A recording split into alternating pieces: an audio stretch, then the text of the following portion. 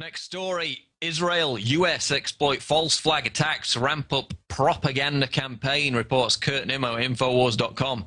In the wake of the amateurish terror attacks in India, Georgia and Thailand earlier in the week, Israel has ramped up its propaganda campaign to demonize Iran and Hezbollah by warning its citizens about the dangers of travel. Quote, Iran and Hezbollah are continuing to try to carry out other attacks on targets abroad, said a nameless counter-terrorism official, without offering details or credible evidence. That means asking Israelis abroad to be vigilant. And this ties in with an article that I wrote yesterday entitled, Iran teams up with al-Qaeda, claims dubious Telegraph report. And they're now citing baseless intelligence sources to claim that al-Qaeda, the Sunni terrorist group, has teamed up with Iran, the biggest Shia country on the planet, to attack the West. And specifically, they mentioned the target, which is apparently the London Olympics, which begins in July. Now, let's just brush aside the fact that al-Qaeda and Iran are mortal enemies. Let's discount the fact that al-Qaeda spokespeople like Zawahiri and the late al-Zarqawi routinely denounce Iran in public. And who is it in actual fact that's been funding and training al-Qaeda affiliated groups to carry out terror attacks? Who is it that's been funding and training al-Qaeda rebels to take over Libya and Syria? I'll give you a clue. It isn't Iran. NBC News, remember, reported last week, this is the same story we've been reporting for years, they just confirmed it via US officials, that groups with direct ties to al-Qaeda, and specifically the group MEK, are carrying out bombings and assassinations in Iran. And this is being bankrolled and directed from Israel. This, of course, is the same group, MEK, that's been backed financially by the United States since at least 2007. So while Israel and the US are admittedly funding and training al-Qaeda-linked groups to attack Iran, the corporate media, the same media who sold you weapons of mass destruction, Niger yellow cake, and phony 45-minute warnings before the invasion of Iraq, now they're saying that Iran has teamed up with al-Qaeda, even when the US government's publicly airlifting the same al-Qaeda rebels who helped them overthrow Gaddafi, who have turned Libya into a hellhole, airlifting them into Syria to take down Assad.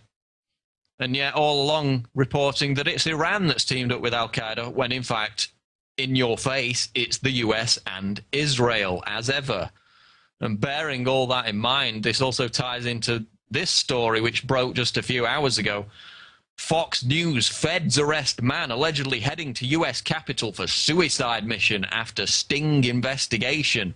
Authorities have arrested a man allegedly on his way to the US Capitol for what he thought would be a suicide attack on one of the nation's most symbolic landmarks, Fox News has learned exclusively.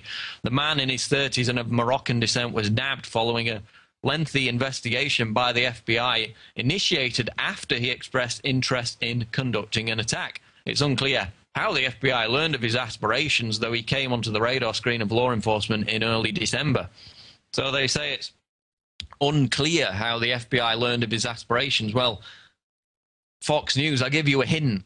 Do you think for a second that this is just like almost every other single terror bust that the FBI has been involved in since 9/11, that the FBI provided him with the means, the radicalization and the training to go ahead with this?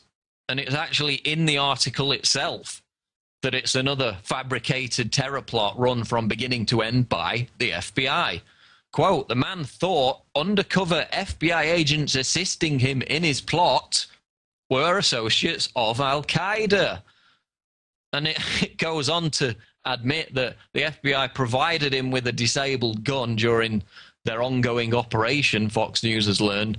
And then it says also that the guy had fake explosives, which the FBI knew were duds. Well, how did they know? Because they gave them to him, just like every other similar case. And I'm sure, just like the bizarre incident in Bangkok, which had no connection to the Iranian government, it turned out, but the Israelis claimed it did anyway, that this, again, will be further used to grease the skids for an attack on Iran.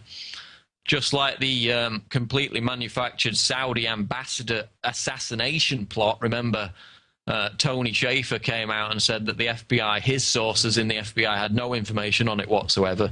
It was a ridiculous, ludicrous concoction that a used car salesman was going to start assassinating Saudi ambassadors in America. And again, that was used to grease the skids to demonize Iran. As will this. I mean, you can add it to the growing list of contrived terror plots. Underwear bomber, again in focus yesterday. No passport. Well-dressed man helps him get on the plane. State Department ordered by the CIA to let him on. Toronto 18 in Canada. Bunch of mental incompetence. The Royal Canadian Mounted Police gave them the fertilizer explosive via their informant. Miami 7, supposedly going to attack the Sears Tower in Chicago. Semi-retarded gangbangers provocateur from start to finish by the FBI. The Bronx plot to blow up synagogues and bring down airliners in New York. Ringleaders, 2 potheads, given fake explosives and an inactive missile by the FBI. Notice a trend emerging here. Fort Dix, 2007 plot to kill soldiers. FBI informants, again, the key figures behind the operation. They planted and nurtured the plot. And you can go down the list, whether it's England, Canada, US, same thing every time. Authorities provoke, provocateur, nurture the plot from beginning to end. And in the US, every single major terror bust has been a case of entrapment, which is exactly what this appears to be. The plot is, completely fabricated by the FBI, foisted upon some poor, retarded individual who's given fake explosives and arrested. And, it's the 21st century version of Marinus van der Lubbe and the Reichstag. And this is why the TSA gets to put its hands down your pants. This is why the FBI is spying on your Facebook and Twitter posts. And this is why the DHS is recruiting Americans to spy on each other. And it's one big fabricated hoax. The war on terror is contrived nonsense. And this Moroccan Patsy that Fox News is excitedly reporting about is just the latest chapter in this work of fiction. Just before we sign off here, I encourage all of you who are watching this on YouTube to sign up at prisonplanet.tv and get your subscription. Years and years of multimedia archives now available. Of course, you get the Alex Jones Show live video archives, special interviews, speeches, special events, and of course the live stream of Infowars Nightly News. We've still got the Give the Gift of Truth special running at the moment. It's $39.95, which is of course 44% discount. And of course prisonplanet.tv is also available on Roku. So we encourage all of you who are watching on YouTube to support us. This is how we operate. This is how we fund the network. So sign up today at prisonplanet.tv. And that's going to do it for this edition of Infowars Nightly News. I've been your host, Paul Joseph Watson, and we'll see you on the next edition. Take care.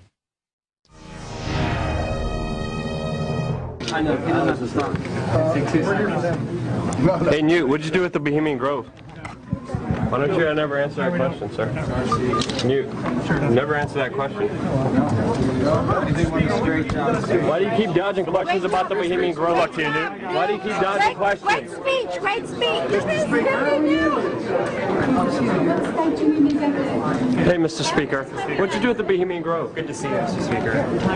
Me too. I like photographers. I'm one. Me too. How come you keep dodging questions about the Bohemian Grove, sir? You should have to. God bless you. Oops, sorry. Excuse me again.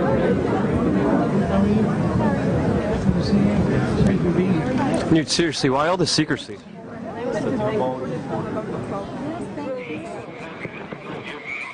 restful train, fire shall have its will of thee, and all the winds make merry with thy dust.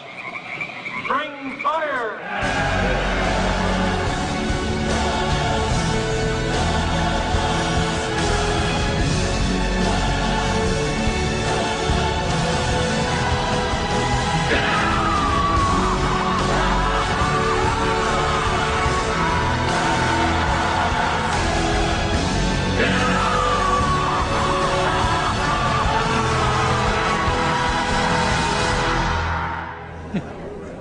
It's nice to know that there's some people who have fantasy lives that have nothing to touch with. Nice to have you here. Bye-bye. You can't answer the question? You can't? Can you answer the question? See you later.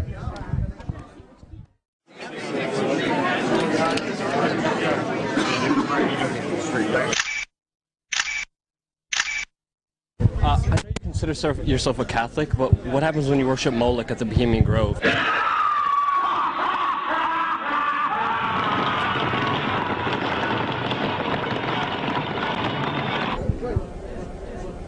New York Post says that male prostitutes are shipped into the Bohemian Grove.